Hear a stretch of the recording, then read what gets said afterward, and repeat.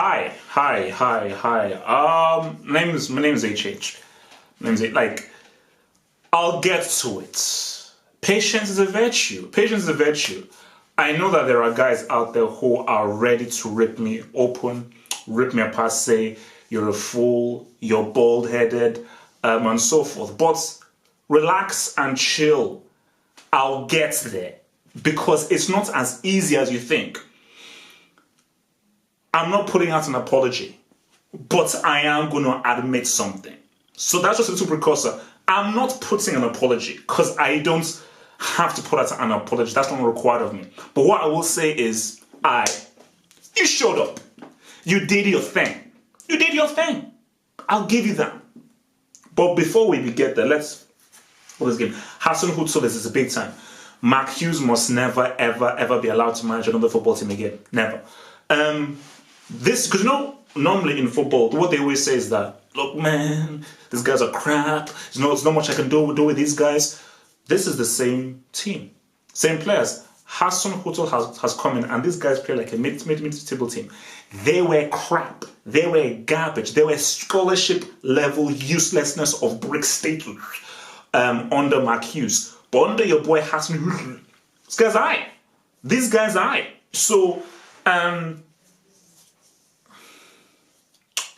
Southampton played really well. There's nothing more Southampton could have done.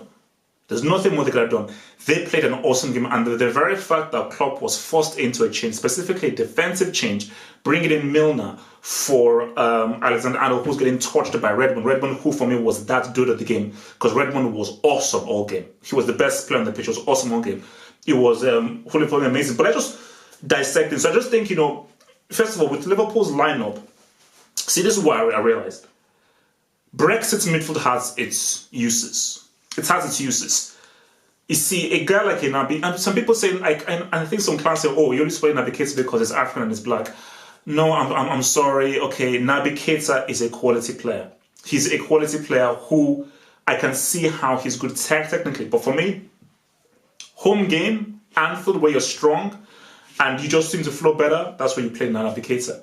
Away from home, dealing with travel, you're not on your pitch and you're going up against a stadium and the whole psychological aspects of being away from home, I think that's where you need security in midfield, and that's where you go for the Brexit midfield. So Brexit midfield away from home, Naby Keita or Shaqiri when you're at home and at the crib.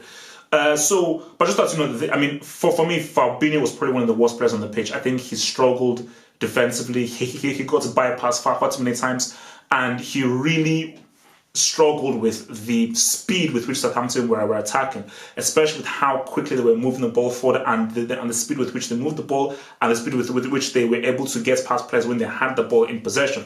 So the amount of times Southampton really put pressure on the Liverpool and bypassed the midfield, that's why Van Dijk was so pissed off, because Van Dijk was saying, guys, what the hell are you doing? You're putting us under far too much pressure. Like, there is hardly any protection. I think for Van Dijk, he's used to kind of protection that Brexit midfield gives him. Because Brexit midfield may not have the creativity or the ingenuity or the footballing brain that a Naby Keita or a Shaqiri has, but what they have is efforts, tenaciousness, defensive qualities, and they are rock solid and more rigid. And I think when you're going away from home, you do need that solidarity. But I just thought, for Southampton, they played really well. They played really well. So you're just looking at that first G. I didn't want to tweet this out because I think Liverpool fans on Twitter, anytime you tweet anything out that is not supportive for Liverpool, you're called a hater. Somebody used my channel to say this. This doesn't take away from Van Dijk. Van Dijk is still one of the best defenders in the world, 100%. He is still one of the finest defenders in the world. He's a quality defender. But he was at fault for this. Not solely, because again, you have to look at Matip as well. You have to look at the midfield as well. But specifically, if you're going to say, if you had to pick one person who was at fault for that, it was Van Dijk. As the leader of the defense, he should have read the situation quickly. He should have been able to quickly go in there. Because if he had read the situation earlier on, he would have quickly gone and he would have won the header or put enough pressure for Homeboy not to get the header past. But by him not reading it quickly enough, going over and actually leaving up the possession, his positioning, he made the space between him and the other defender far too wide. And what they always tell you, the basics they tell you in defense is never be spread out far too wide.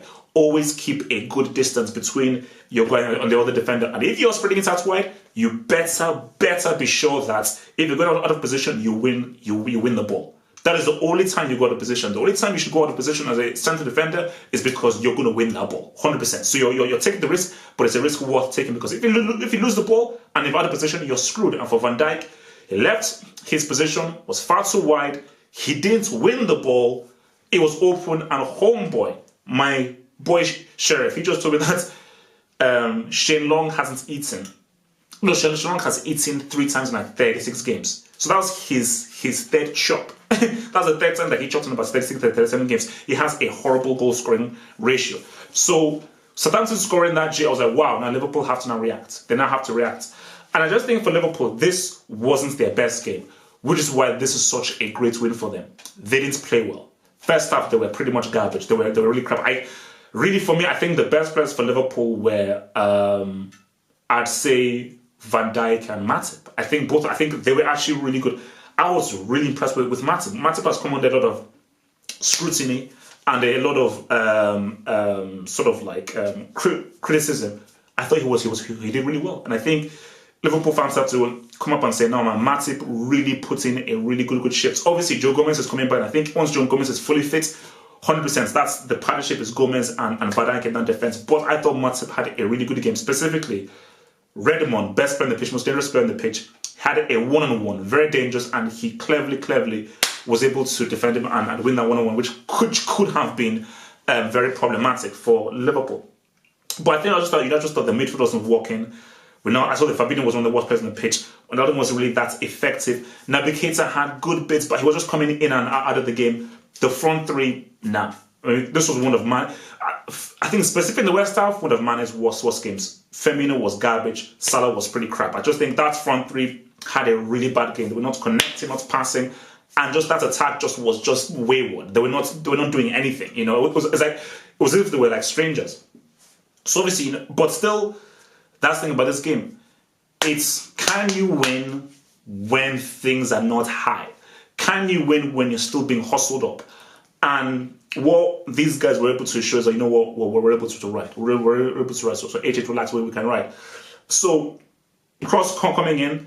Look, I thought it was offside, but now I'm now hearing from this whole VAR thing that apparently what's it called? It was not given as offside or something. So I was like, wait, what the hell? So yeah, it was crazy, because my tweet was that, oh no, if this is VAR, that would have been given offside.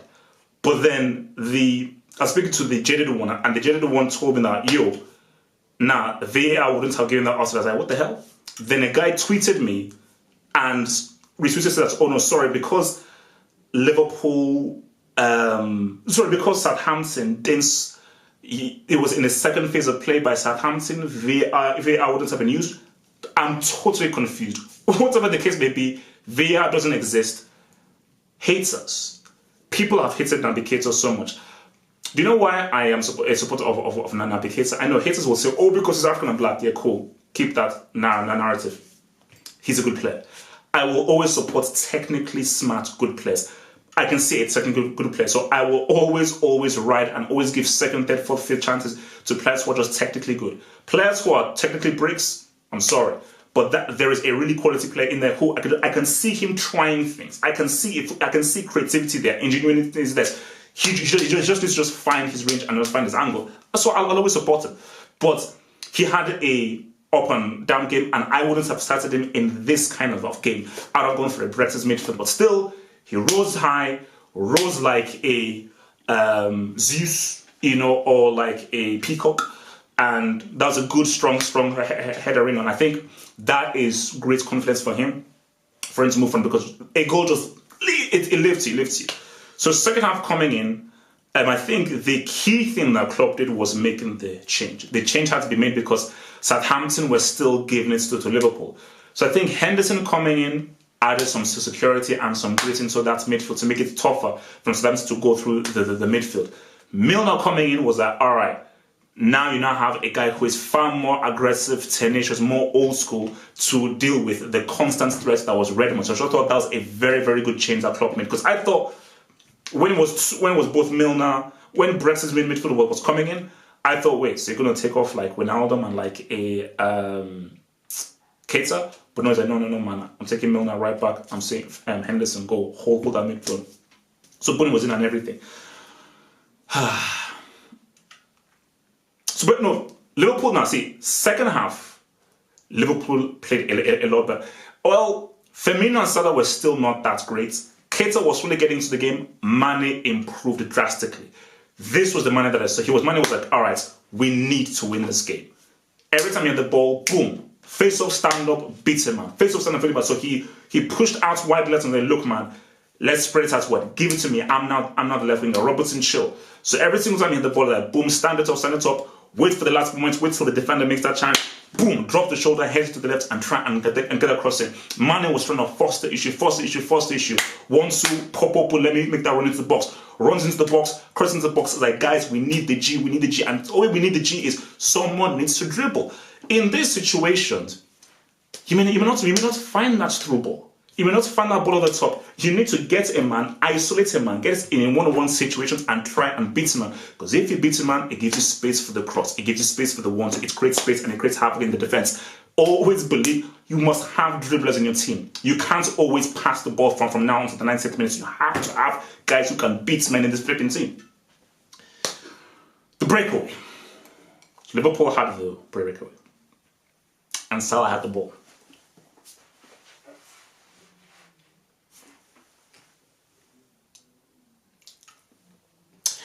I'll be honest. Chill, guys, chill, relax, just chill, just relax. I'll be honest. I said, Salah, pass out that damn ball. You ain't gonna score. You're pretty much on the cusp of being inducted into Class B. So you're pretty much a brick. Pass that damn ball to Firmino, because you ain't scoring. So that was my belief. I was like, Salah, and in my view, I thought that this guy is gonna keep on going. He's going to get dispossessed. He's going to just hit the ball to a defender that's going to screw. That was a very good goal. There is nothing else I can say. That was a damn good goal. The circumstance, what was at stake, and the quality of the finish that pretty much clipped the bar. Little Dipper clipped the bar. I was like, He's got balls. Because if he had missed that, if he had either gotten dispossessed or he had hit the defender, missed the opportunity, and Liverpool ever did not win that game, I would have ripped him open in this. I would have had a 40 minutes post-match ripping him up. And I would demand that he gives back both of those African Player of the Year awards. That's what I would have done. So 1000%, I take my hat off. I'm not taking my hat off because my head is resilient. It's easy. I'm going to go bald. But take my hat off and say, you know what? Boom! That's big time. That's real. That's stepping up. That's being a big man. Because most guys may shy away, say, okay, we have the pass. But because in itself, Salah was like, you know what? HH is going to rip me up. He shot because he knew me. All this stuff, don't be fooled. Salah's on Twitter. He's on social media. He knows me. He knows what I've been saying about him. And that goal was for me. The reason why he took off his shirt and he was looking up was because haters, specifically HH, because some will say that HH stands for hating hater. That's what some people will say, but it stands for Apple, but some will say it. So Salah was like, now what? I scored the crucial goal. I took the chance. I'm still that dude of this team. And you know what? Boom. He had a crap game. He was garbage for most of the game. But, as I've always said, put the ball in the net. It doesn't matter how many times you get dispossessed, how badly you play. This game is about putting the ball in the fishnets. There's no point in a guy who plays superbly well, dribbles, does all that kind of stuff, doesn't help me win the game. A guy can play garbage, but if he puts the ball in the net and helps me win the game, that's the guy I want. Because all that matters is win. Doesn't matter how you win. This doesn't matter how you win. It's about winning. And I think, you see, that could really boost Salah up right now. I think that would give Salah the belief that, all right, I'm back. But what I would still suggest, though, is he shouldn't go overboard. Great, you've got that scoring touch back, but he still needs to improve again. I still believe that he needs a right foot. If Salah develops his right foot, he will be so much of a better player.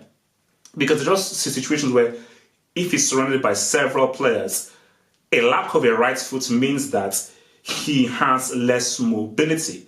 And that means it is easier for guys to defend him because move him on his right. We always know that however he goes left to right, he's going to engineer the movement with his left foot. So if you're a smart defender, you know how to dispossess him, or you know how to put pressure on him, or you know how to nullify him to make sure that he doesn't come anywhere near the 18-yard box. But if you develop your right foot, it gives you a better 360 balance and makes you harder to defend against. But give a shout out to Henderson, man.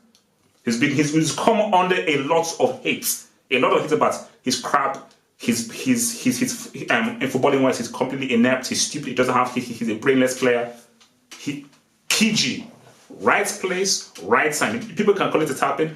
Right place, right time, and that goal sealed the deal. The Salah was the key goal, but the Henderson goal was like, 3 points. It's all over now. So we can pretty much chill. So, a very good win from Liverpool. Coming from 1-0 down, Southampton played. Guys, Hasenhüttl, German managers. Hasenhüttl, you want to talk about flipping Nagelsmann, so many of the guys in Germany. These German coaches are damn good. How this guy has turned around Southampton is phenomenal. Absolutely phenomenal. And basically, this guy should 100% say, because I think most likely Cardiff could be heading for the drop. You already have 2 guys on the drop now. But I was just so impressed by how well Southampton played. And I always admire teams who are inferior but play football the right way. Because my belief is that even if you've got inferior players, if you play football the right way, one touch, inventive, good control, moving forward, using the space, good off the ball movements, good balance, good structure, moving the ball around, being inventive, being confident, being brave, you always have a chance. You may not win, but you always have a chance. And I think Southampton lost this game because they just don't have better players. Like Redmond was the only guy to score something. When you got a strike who scored three Gs in like 3,000 years, I mean, bloody hell, what? Come on.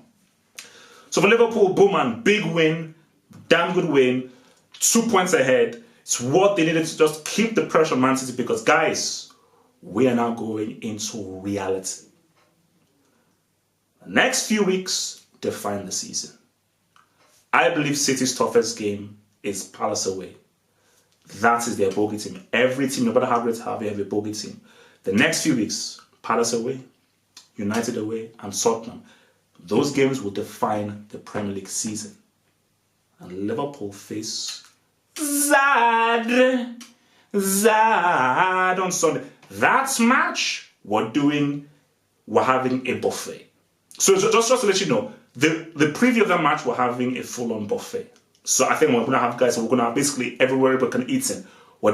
That might be like a 40 minutes preview. Because things are getting very high octane now. It's not. So guys, I know we've joked a lot.